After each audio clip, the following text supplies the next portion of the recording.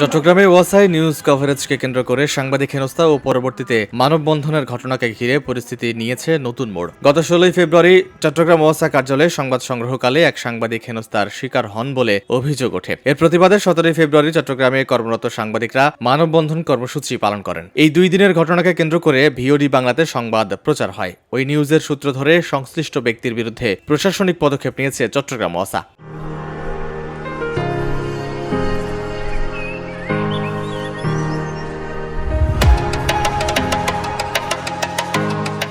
একই সাথে মানিক নামের এক ব্যক্তিকে কারণ দর্শানোর নোটিশ দেওয়া হয়েছে। নোটিশে সামাজিক যোগাযোগ মাধ্যমে ও সংবাদ সংশ্লিষ্ট আচরণকে কর্তৃপক্ষের ভাবমূর্তি ক্ষুণ্ণের কারণ হিসেবে উল্লেখ করে নির্ধারিত সময়ের মধ্যে লিখিত জবাব দিতে নির্দেশ দেওয়া হয়েছে।